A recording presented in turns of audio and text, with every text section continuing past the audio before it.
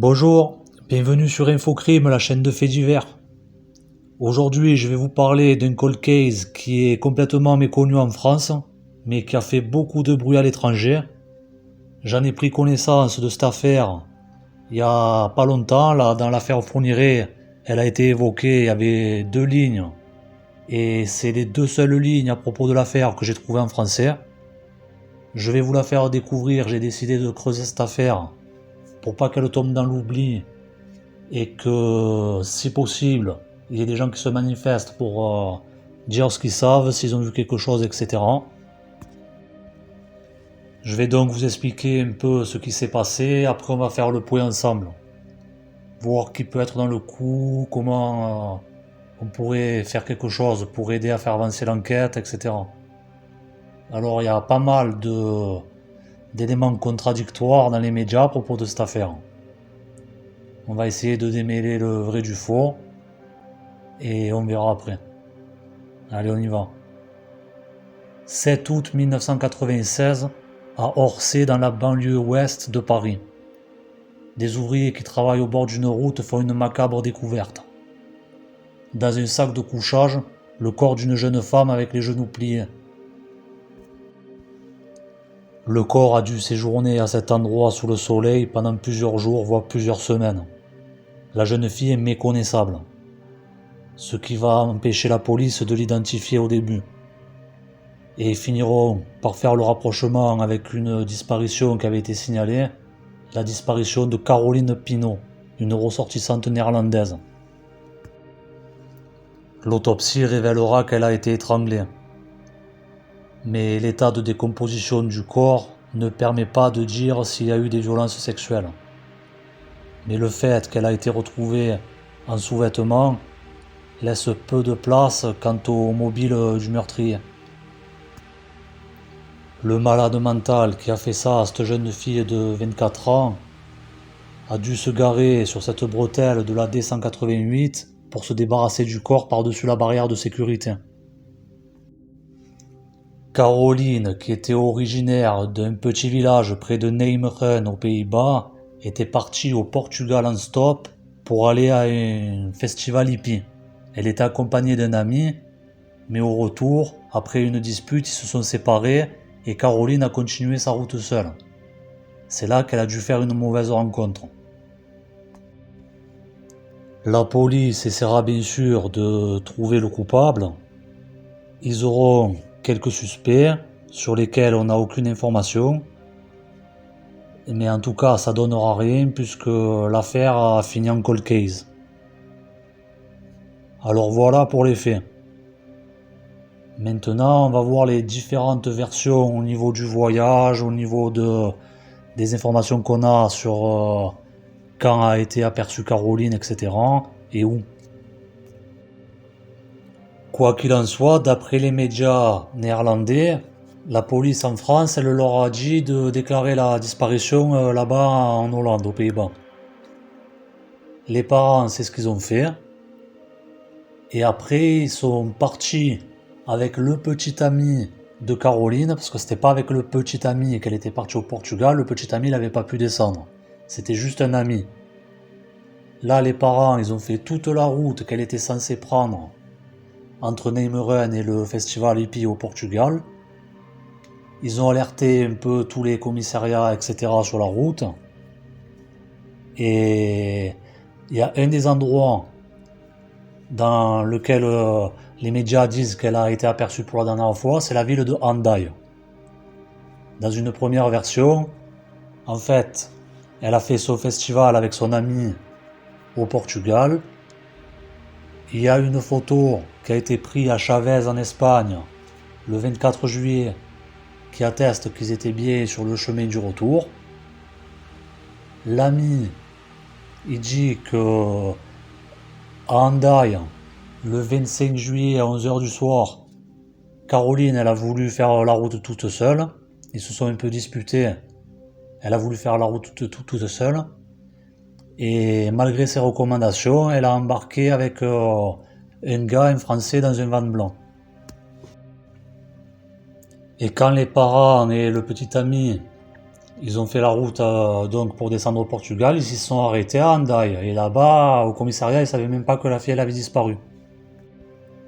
Donc ce Français avec qui elle a embarqué, il était conducteur d'un van blanc. Ça, c'est des sources qui datent de 96, juste après la disparition, la découverte du corps, etc. Et donc, dans certaines versions, ils disent que Caroline et son collègue, ils avaient déjà fait un morceau de route avec ce gars, et qu'après elle a continué seule avec lui et que le collègue est resté à Hendaye. Et dans d'autres versions, ils disent pas qu'ils avaient déjà fait un bout de route avec lui, ils disent juste qu'elle a embarqué avec lui à Hendaye.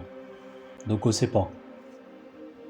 Parce que si le collègue il avait déjà fait un bout de route avec eux, il est en mesure au moins de le décrire. Plus tard, dans des articles plus tard, on entend parler de la mère qui aurait un portrait robot. Donc est-ce que c'est ça? Est-ce que c'est le copain, le collègue, pardon, qui a fait un portrait robot de ce gars avec qui ils avaient fait un morceau de route? J'en sais rien. Quoi qu'il en soit, la mère, elle dit que le portrait robot, elle l'a montré à la police en France, et qu'ils se sont énervés, que ça les énervait qu'elles se mettent dans l'enquête, etc. Dans une version un peu plus récente, il parle. Bon, alors moi j'avais fait la traduction du néerlandais à l'anglais parce que du néerlandais au français c'était incompréhensible. Mais bon, la traduction à l'anglais, ça voulait dire en gros qu'il parlait de la dernière personne qui avait pris Caroline en stop. Et de cette personne, il disait qu'elle l'aurait laissé, qu'elle disait l'avoir laissé à Castin. Alors, est-ce que c'était le gars du van blanc qu'ils avaient identifié entre-temps? Pareil, on ne sait pas. Et dans une version encore plus récente, la plus récente de toutes, puisqu'elle date de il n'y a pas plus tard qu'il y a 2 semaines, quand ils ont fait un article pour les 25 ans de la disparition, parce que le corps a été trouvé le 7 août, mais elle a été portée disparue fin juillet. Donc ils ont fait des articles là-bas aux Pays-Bas, et dans un des articles, ils parlent que un distributeur automatique de billets a pris en photo Caroline à Rennes. Alors au début je me suis dit à Rennes, mais bon en fait ça a une certaine cohérence. Et sur ce cliché apparemment il y a un gars qui ressemblerait un peu à un routard qui apparaît à côté de Caroline. Alors bon, ceux qui connaissent ma chaîne, bien sûr vous me dites Portugal, van, routard, moi de suite je me suis dit Christian Bruckner, le gars qui est soupçonné dans l'affaire Maggie McCann. Si vous voulez savoir des trucs sur cette affaire, j'ai une playlist à propos de ça. Mais ça peut pas être lui parce que lui, ils auraient pas pu le confondre avec un Français parce que c'est... Voilà, ils sont germaniques, les Hollandais et les Allemands, c'est des peuples germaniques, ils auraient pas confondu un Allemand avec un Français. Alors au début, je me suis dit, mais pourquoi Rennes? Qu'est-ce qu'elle serait allée faire à Rennes? C'est pas la route quand tu pars du Portugal ou même d'Hendaye et de Casté, c'est pas la route pour aller à Paris. Mais en réalité, si t'es en stop, que t'as quelqu'un qui te propose de t'avancer, de te lâcher à Rennes, ça t'avance plus que si tu dois faire 50 trajets plus courts, c'est plus risqué, ça va être plus long.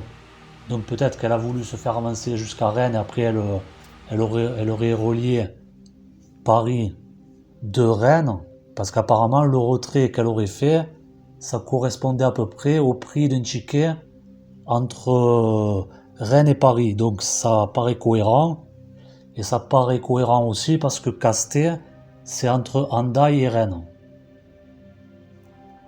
Enfin bref. Et c'est aussi cohérent, pourquoi? Parce que Orsay, là où elle a été retrouvée, c'est sur la route quand tu arrives de Rennes pour gagner Paris, c'est cette route-là. Elle a été retrouvée sur la route. Donc ça peut être cohérent. Parce qu'au début, je me disais, il y a tellement de versions différentes que peut-être qu'ils se sont trompés. que c'est pas Rennes, que c'est une autre ville, j'ai cherché, j'ai rien trouvé d'autre. Donc peut-être que ce truc de Rennes, c'est cohérent. Alors admettons, elle a fait Hendaye, Casté, Rennes, Orsay. Voilà, ça fait beaucoup d'endroits pour essayer de trouver des témoignages. C'est ça qui est un peu compliqué.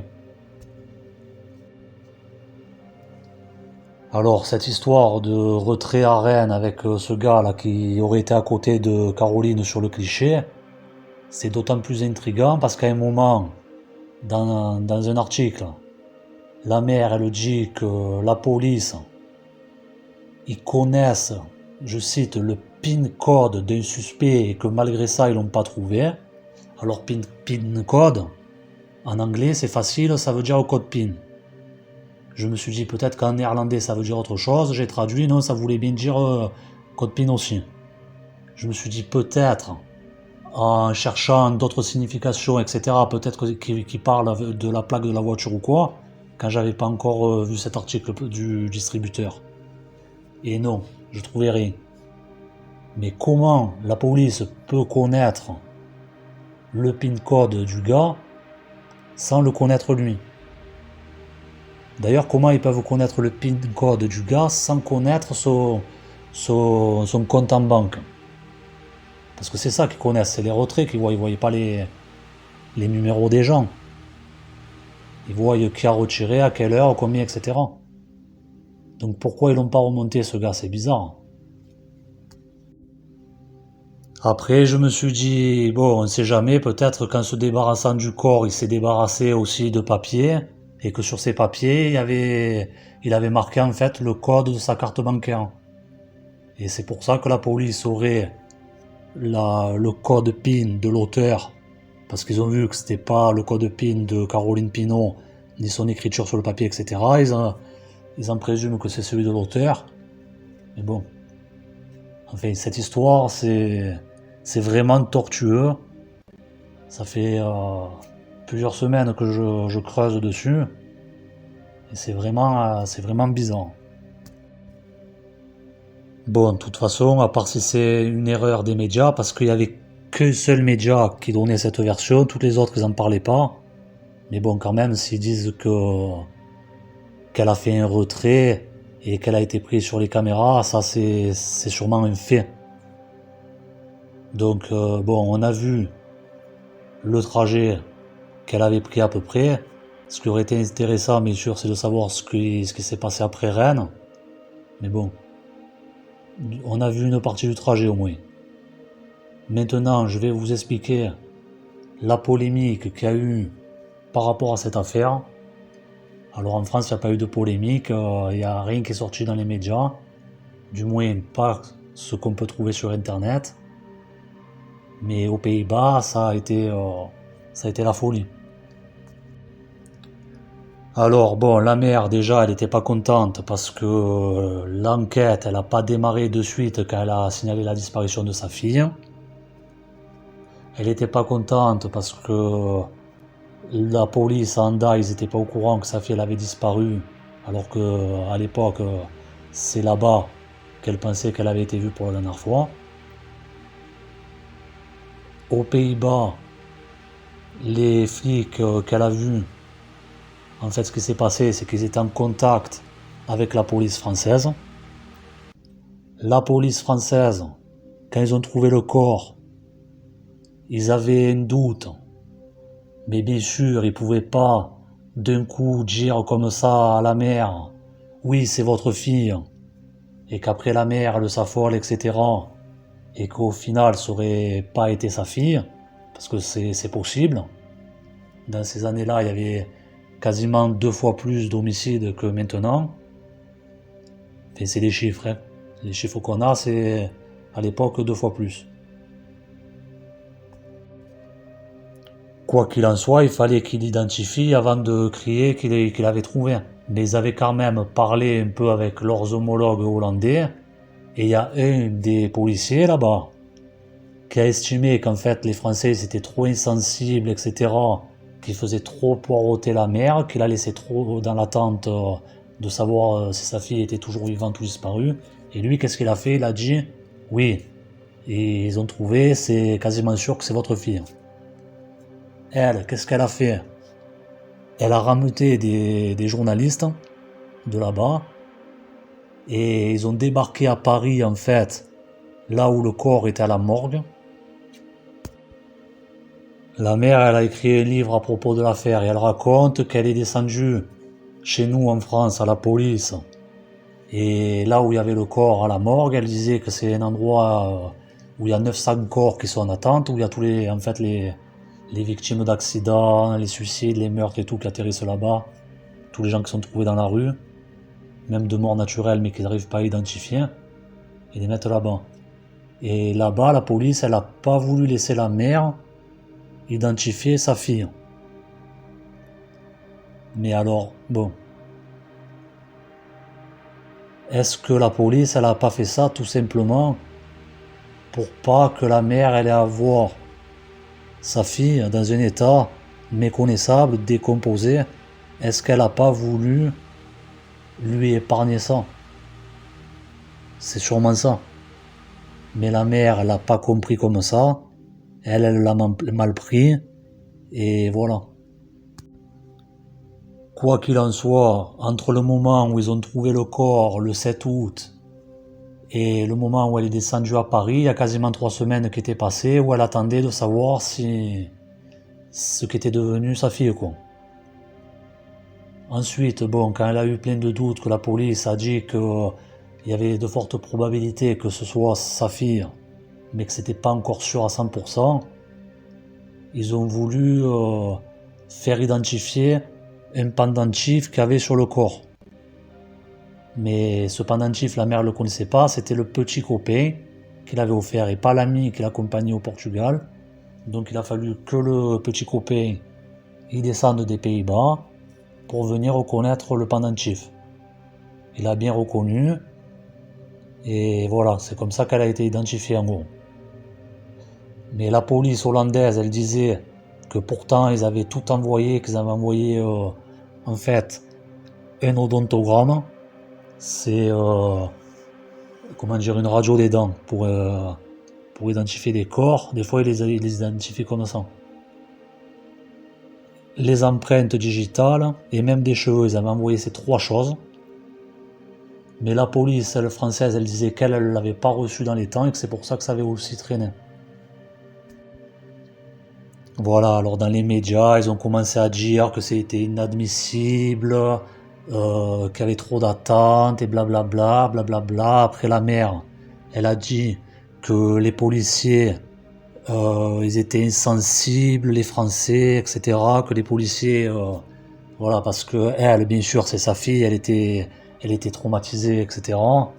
Mais les policiers, ils peuvent pas pleurer, voilà, c'est pas leur fille, et puis professionnellement, ils peuvent pas faire ça.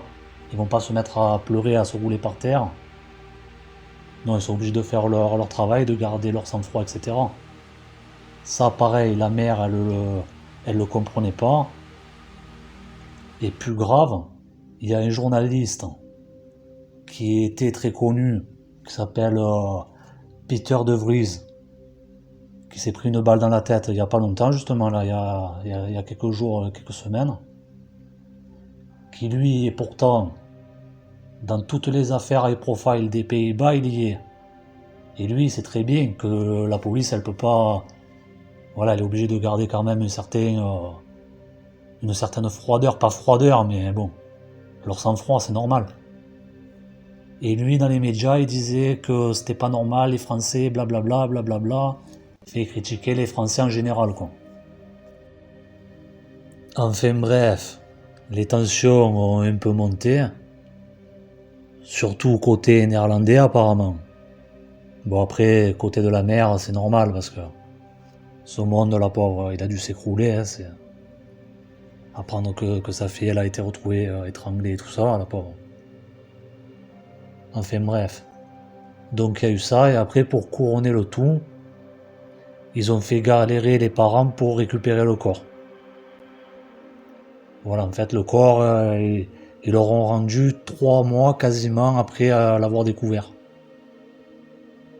Et en fait ils ont délivré le corps à la frontière, et quand ils sont arrivés à la frontière, il y avait des dizaines de personnes qui soutenaient les parents, c'était genre une manifestation quoi. Après ils ont tous suivi le corbillard avec des rubans accrochés sur les voitures, etc. Avec les médias et blablabla blablabla. Mais j'ai pas trouvé d'image sur ça. Ça c'était marqué dans des articles et la mère de Caroline Pinault, elle a fait un livre où c'est expliqué tout dedans. Aussi, la mère, elle se plaignait un peu qu'elle pouvait pas récupérer les effets personnels de sa fille, dont le fameux pendentif. Elle a pu récupérer en 2011.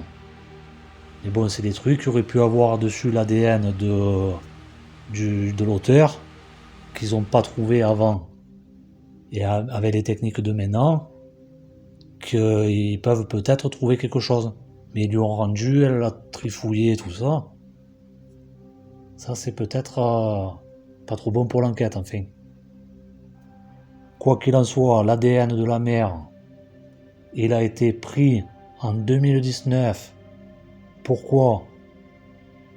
Parce que des policiers néerlandais ont demandé à la police française de rouvrir l'enquête. L'enquête, elle était fermée en France.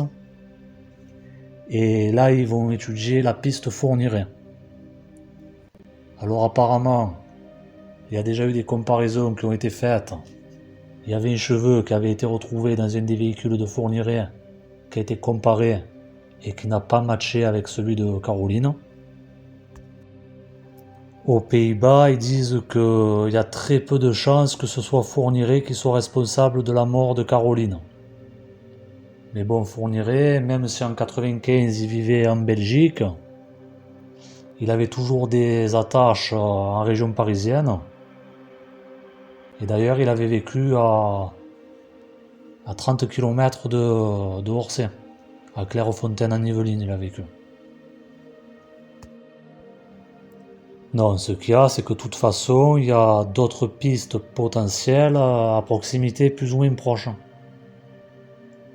Parce qu'en fait, la mère de Caroline, elle a en sa possession, alors c'est pas spécifié quand elle a eu ça. En fait, il parle de plusieurs objets qui sont en rapport avec le meurtre de Caroline. Ils disent qu'elle a trouvé un poème sur la tombe de sa fille qui avait marqué l'adresse du bonhomme. Et que l'adresse du bonhomme qu'il avait écrit, c'était en fait une des prisons les plus sécurisées des Pays-Bas, dans cette ville justement, là où elle habite la mère, pas à Nijmegen à côté. Et qu'avec ça, elle garde aussi une photo d'un Français qui aurait rencontré Caroline et son collègue quand ils sont descendus au Portugal, à l'aller, et que ce gars, il aurait un studio d'enregistrement, il aurait son propre studio d'enregistrement.